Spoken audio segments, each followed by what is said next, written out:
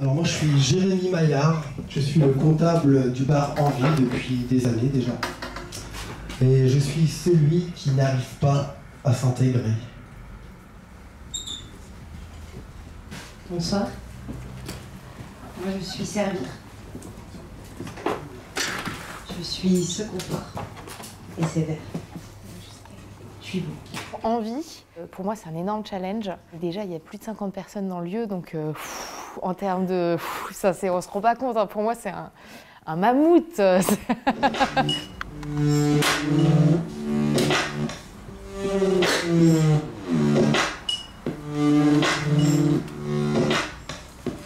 la seule valeur qui vaille en ce début de millénaire, c'est la monnaie, la mitraille, le fric, le pèse, le numéraire. La problématique qui m'intéresse beaucoup dans l'espace public ou les lieux non dédiés, c'est que ce soit des espaces qui sont pluriels, qui sont partagés dans les usages. Dans l'entresort, quand tu es dans 1 à 1, j'aime beaucoup parce qu'on est sur la proximité, l'intime, on est sur l'émotion, mais on est aussi sur l'exclusivité. Donc comment on réussit à garder la même qualité, mais dans un espace commun qui est davantage ouvert. De respect, les artisans font le boulot. D'un point de vue juridique, si on parle par exemple des cafés, ce n'est pas un espace public, c'est un espace privé, il y a un gérant. D'ailleurs, on le voit bien, au niveau de la réglementation, la police n'entre pas dans les cafés. Ce n'est pas l'espace public, la rue. Par contre, dans le fonctionnement, pour moi, c'est un espace qui est partagé.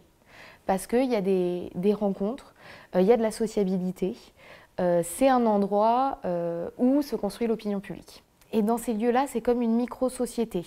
Selon l'espace, tu as un point de vue différent. Si tu es au comptoir, si tu es en salle, si tu es en terrasse, tu as un point de vue différent, tout comme dans la société, en fonction de ton parcours de vie, des choix que tu fais, où tu te situes, tu vas avoir, avec ton parcours, un point de vue différent sur la société.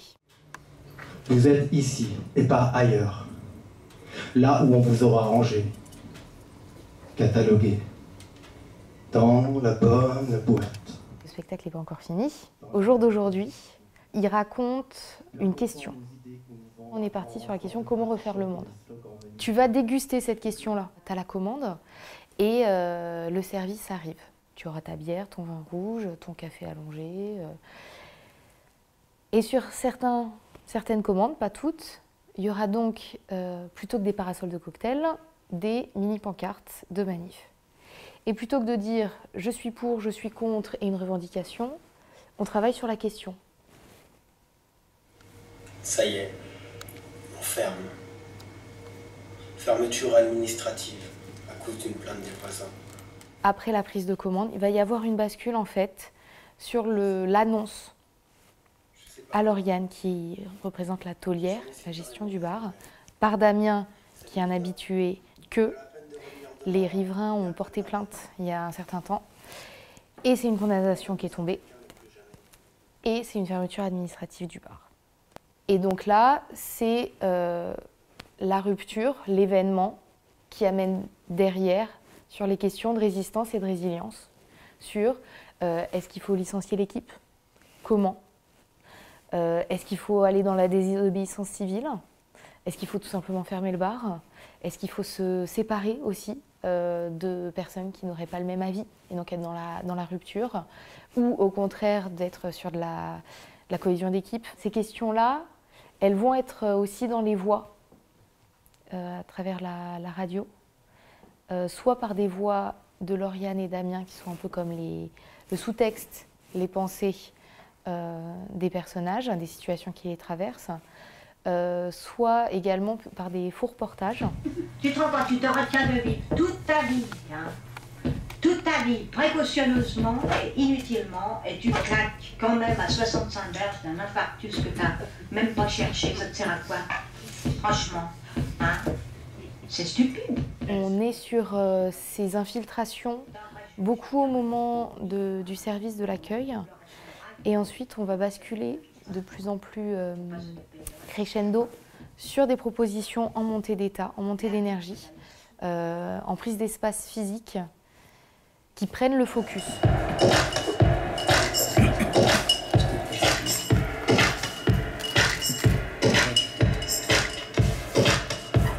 niveau des 2 semaines de la résidence à l'atelier, on a travaillé d'abord avec Lauriane et Damien, donc les 2 interprètes, principalement sur la matière chorégraphique, sur leurs différentes scènes, pour trouver les chemins et pour aussi qu'ils s'approprient leurs pistes d'interprétation qu'il faudra ensuite affiner en termes de rythmique, en termes de clarté, de lisibilité, le travail sur le regard, la mise en jeu, le souffle, comment aussi tu gagnes en présence, le rapport à la contrainte dans l'espace, contrainte du lieu.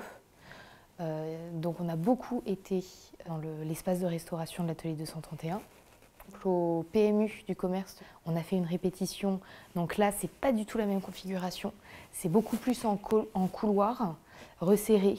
Donc comment à l'intérieur de ça, alors qu'en plus tu avais des va-et-vient, tu ouvres tes antennes, tu restes assez ouvert pour tenir la trame de ta proposition artistique, les contraintes d'espace, les contraintes de personnes avec qui tu cohabites.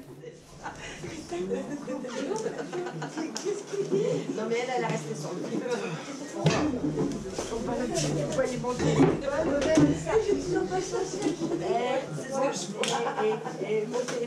Donc création éthico-éthylico-érotique, éthico, la question de la résistance, de la résilience.